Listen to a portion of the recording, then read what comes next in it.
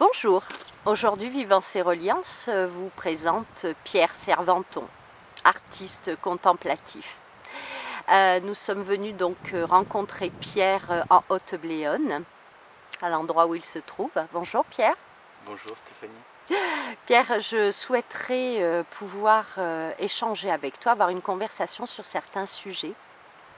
Des sujets qui nous parlent à tous, des sujets qui soient de société ou même des sujets plus spirituels ou plus intimes.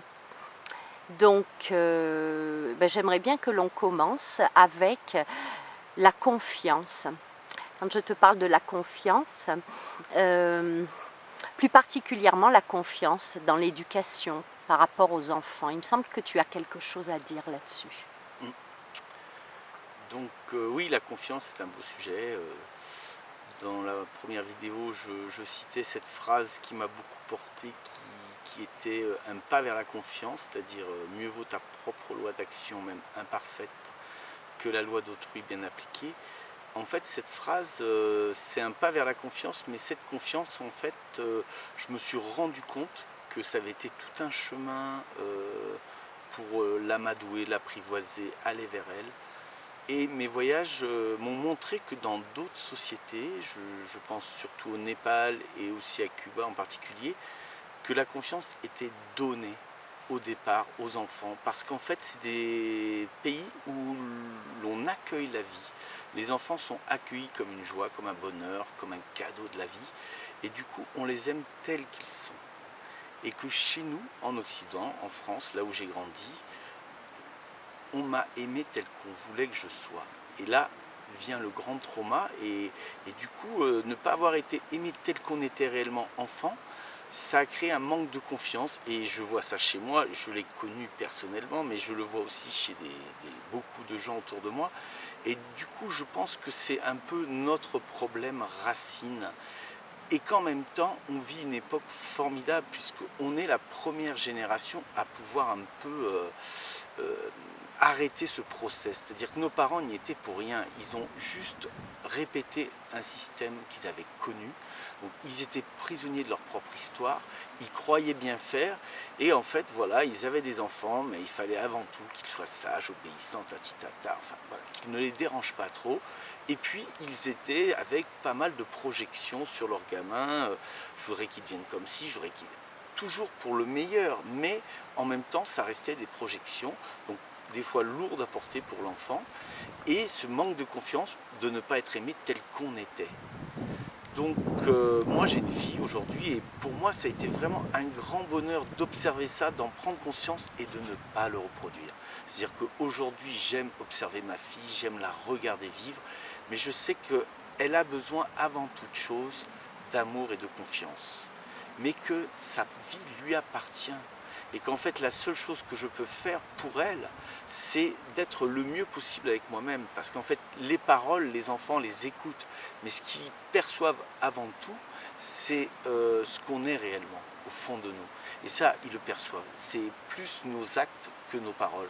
Donc voilà, c'est un pur grand bonheur. C'est pour moi le plus beau cadeau que j'ai eu sur cette planète, c'est d'avoir cet enfant.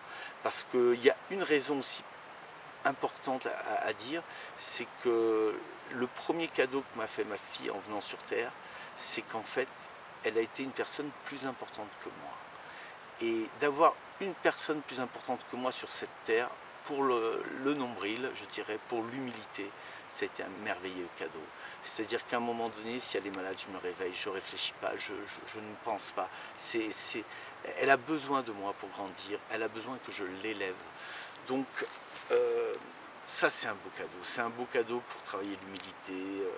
Donc merci à ma fille, bon c'est un rayon de soleil, elle me le rend au centuple, mais voilà, la vie, dès qu'on donne de la vie sur Terre, dès qu'on amène cette vie sur Terre, c'est toujours un cadeau. C'est très touchant. C'est très touchant et je pense au fait que peut-être que ta petite verra cette vidéo à un moment donné. C'est très touchant. Ouais. Dis-moi, j'aimerais continuer avec un autre thème. C'est que tu nous parles un petit peu de santé et d'alimentation.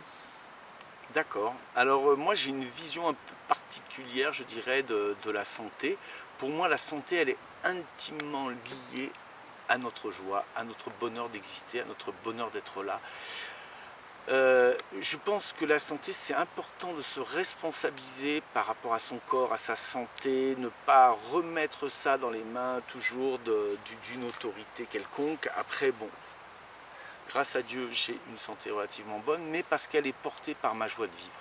Elle est portée par ma joie de vivre, et comme je dis souvent, peu importe ce qui rentre dans la bouche, le plus important, c'est ce qui en sort.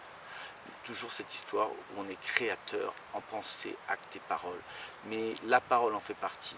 Et donc, je suis naturellement pour le bio parce que je suis pour la protection de la terre, je suis un fou amoureux de la nature et c'est important de la respecter, c'est important aussi ce devoir d'humilité qu'on a par rapport à la nature, c'est-à-dire on fait partie du grand tout, on n'est pas là pour la dominer, on n'est pas là pour l'exprimer comme un citron, non, on est juste là pour faire partie du grand tout.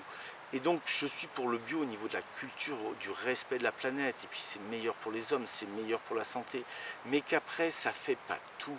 Et là où il peut y avoir le piège, c'est quand on nombrilise trop autour de son alimentation. Si je mange ci, ça va me faire ça, si je fais ci, ça va être ça. Et là, tout devient compliqué. Et de suite, le nombril, hop, il en prend un coup, quoi. Et là, je pense que là, c'est pas forcément bon à ce moment-là pour la santé. La santé est portée par la joie. Et il y a des fois, on peut manger dans un snack quelconque, mais en très bonne compagnie. Et l'intention qu'on va mettre dans le moment du partage du repas va être aussi importante que la nourriture qu'il y a dans notre assiette. Et c'est comme au moment où on prépare la nourriture, sans faire des prières, des machins compliqués, mais c'est juste d'être dans cette tranquillité, être content de couper ses légumes, être content d'être là dans ce qu'on fait, juste présent dans ce qu'on fait, mais dans cette tranquillité, quoi. Il n'y a rien de compliqué dans tout ça, mais ça amène une belle énergie dans la nourriture. Et du coup, on la mange avec plaisir, on est content de cuisiner. Évidemment, je ne suis pas hyper pour les boîtes, les machins tout prêts. Après, voilà, c'est ma vision de la santé. Et donc, ce que je dis, c'est toujours être un peu en vigilance par rapport à tout ce qui pourrait nous faire grossir le nombril. C'est l'humilité, la simplicité, c'est vraiment la base, la base, la base. Donc tout ça, ça amène à une certaine forme de joie, de tranquillité. Et ça se retrouve bien sûr dans notre assiette, bien sûr dans notre cuisine et bien sûr dans notre santé. Mais ce que tu es en train de dire, en fin de compte, c'est vrai que ça sort un peu des sentiers battus. Non seulement ça désacralise toutes ces idées ou tous ces discours sur une manière de manger adaptée, saine, mais en plus ça déculpabilise drôlement. Complètement. Alors voilà. Sur la première vidéo, je parlais des jugements et la culpabilité en fait partie. Et moi, je suis vraiment dans la voie du plaisir. Se faire plaisir. Se faire du bien. Voilà, tout est là. Même si on se fait un plat de pâtes avec beurre, avec huile, peu importe, on s'en moque. Mais juste avoir un plaisir à le faire, un plaisir à le manger comme si c'était un repas de roi, quoi. Et donc, après, tout le reste... Je peux même dire que dès qu'on se raconte des histoires, on s'éloigne de notre tranquillité, on s'éloigne de cet état de joie naturelle. Moins on se raconte d'histoires, mieux on se porte. Donc voilà, le message il est là. Oui, moins on est dans le mental et mieux on se porte. Voilà, donc sur la première vidéo, je parlais de cet état, je dirais, divin, cet être divin ou le soi, nommé par Ramana Maharshi, peu importe, cet état divin qui est tout le temps connecté à la beauté de la vie, à la joie et à notre profonde tranquillité. Je dirais que ça fonctionne avec l'intelligence du cœur. Et là, ce dont tu parles, Stéphanie, c'est l'intelligence de la tête. L'intelligence de la tête, elle peut être nécessaire à un moment donné pour aller vers la compréhension. Mais qu'à un moment donné, quand on lâche les choses, on tombe sur une intelligence intuitive, instinctive, qui, elle, est l'intelligence du cœur. Elle est beaucoup plus reposante que l'autre. Je sais que tu as fondé Alpes Sud Rando et que tu es un marcheur depuis fort longtemps. Oui, j'aime beaucoup faire marcher les gens, tout à fait. Est-ce que tu peux nous parler de la marche, de ce qu'elle amène en présence dans l'instant, ce qu'elle amène en possibilité de contemplation, de retour à soi-même. Comment tu vis la marche, toi, Pierre? Alors, moi, je la vis de manière un peu incontournable. J'aime marcher. J'ai toujours marché. C'est une activité qui me calme naturellement. Je dirais que c'est l'activité la plus naturelle pour l'homme. C'est une activité où on peut, je dirais, là aussi, quand on prend son temps, qu'il n'y a pas de challenge, on marche, ok, dans la montée, on va travailler un petit peu sa force, sa puissance, son envie, sa volonté, si on veut, si c'est une forme de volonté. Mais c'est plutôt le plaisir de monter, de sentir son corps bouger. Et puis souvent, paf, je pars dans une histoire et puis la montée se fait malgré moi et puis observer la nature autour, observer le détail, être en présence du sentier à chaque pas parce que la marche, ça reste une belle école de vigilance. Je veux dire, dès qu'on n'est plus dans la vigilance, en général, la rectification est très rapide, on se retrouve sur les fesses, donc c'est plus ou moins douloureux, comme les rectifications qu'on peut avoir dans la vie.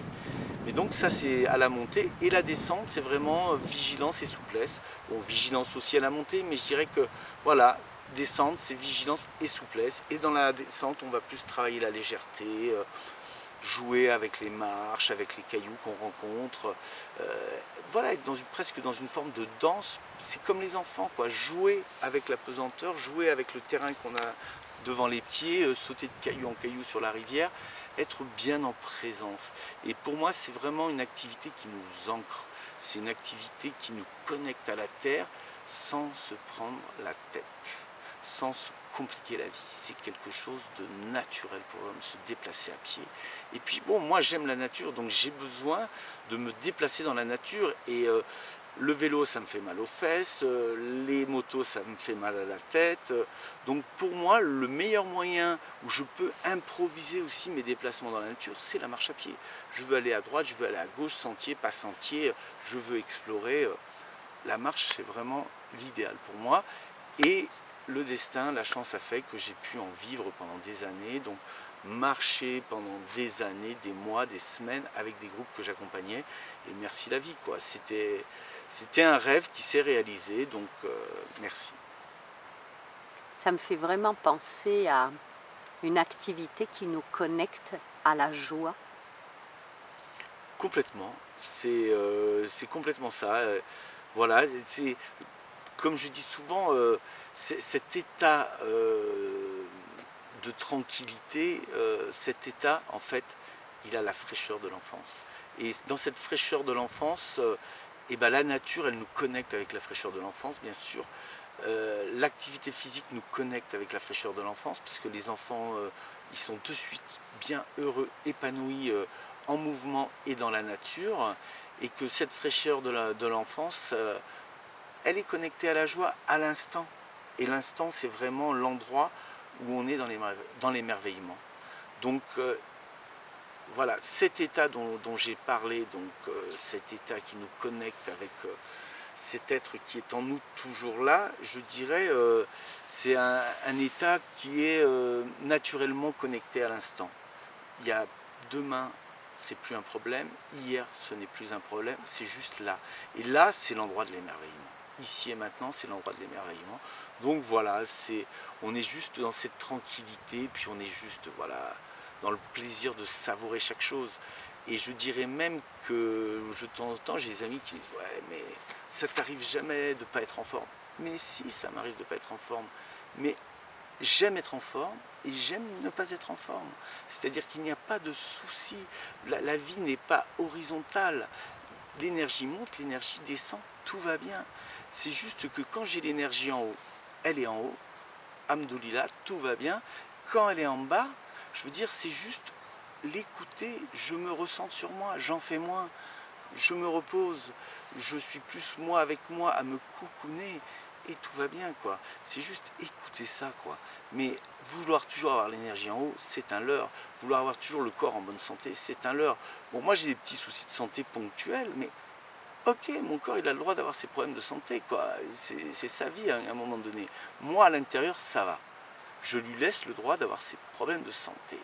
Après, bon, je touche du bois, c'est pas des gros problèmes de santé aujourd'hui, mais parce que je suis aussi intimement convaincu que ma joie rend mon corps en bonne santé. Hein, c'est l'histoire un peu comme la mémoire de l'eau, c'est-à-dire on projette des pensées positives sur un bol d'eau, un autre bol d'eau à côté, on projette des pensées négatives dessus. Dans le premier bol, toutes les cellules d'eau sont des cristaux parfaits.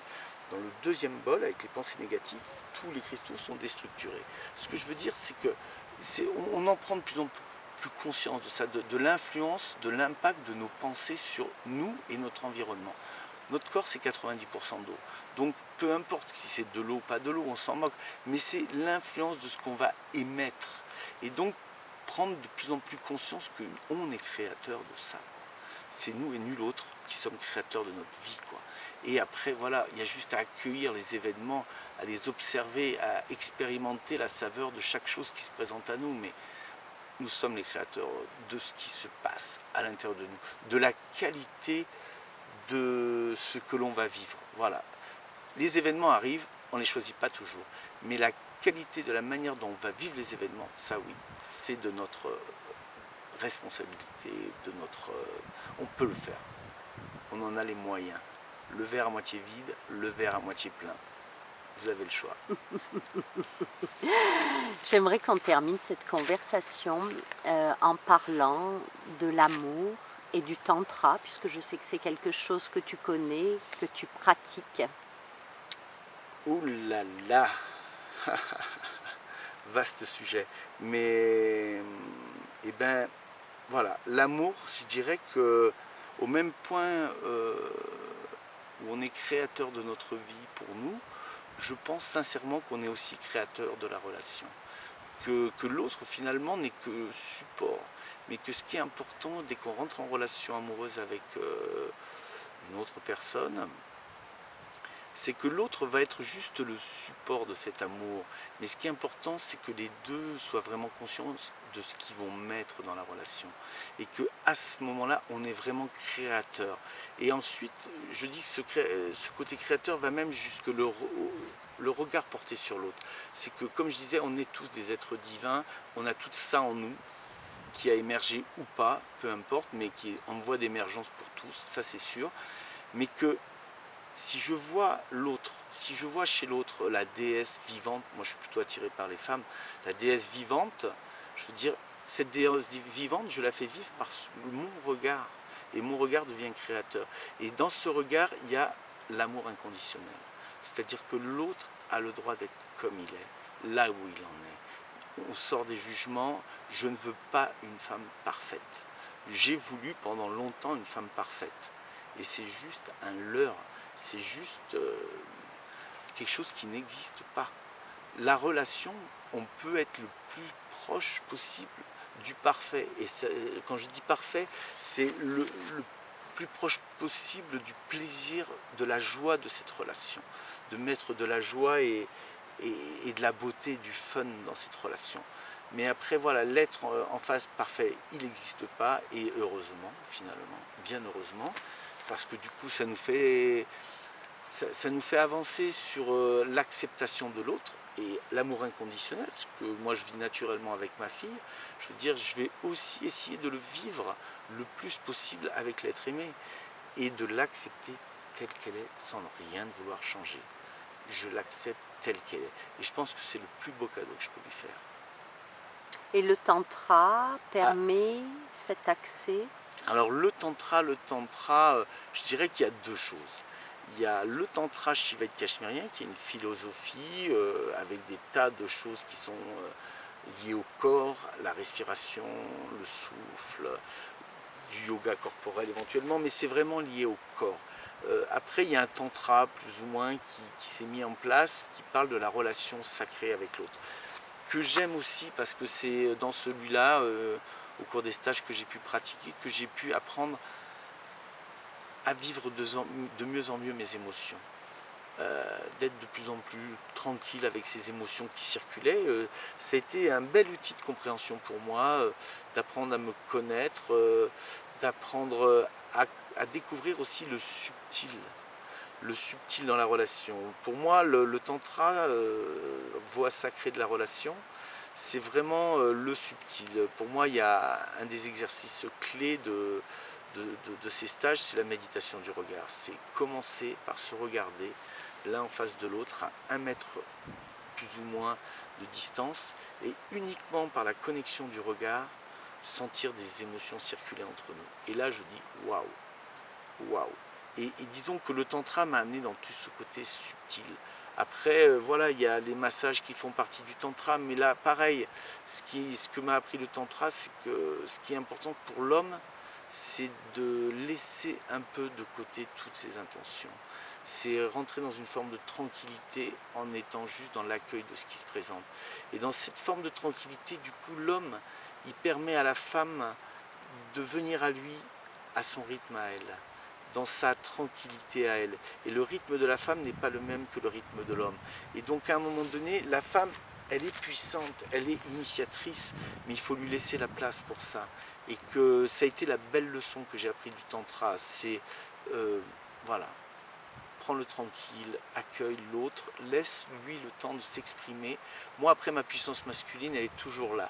Elle va être automatiquement réveillée quand la femme est connectée à sa puissance féminine. Donc j'ai pas besoin, il n'y a plus de challenge, il n'y a plus d'être un super amant, un super héros. Il n'y a plus de challenge, on est dans sa tranquillité et ma puissance masculine se réveille automatiquement quand il y a en face de moi une personne connectée à sa féminité. Donc voilà ce que j'ai appris du tantra. Après, voilà, je fais synthétique parce que j'ai envie de faire synthétique aujourd'hui. Merci beaucoup, Pierre. Merci à toi, Merci pour cette conversation, c'était vraiment un plaisir aussi de découvrir le lieu où tu habites, où j'ai passé cette journée avec toi, très très agréable. Merci Stéphanie. Je te souhaite bonne route, je te souhaite aussi, puisque tu aimes prononcer ce mot, beaucoup de tranquillité, et puis je te dis à bientôt. À bientôt Stéphanie. Et bonne route à vous tous, merci de nous avoir suivis, à très bientôt, au revoir.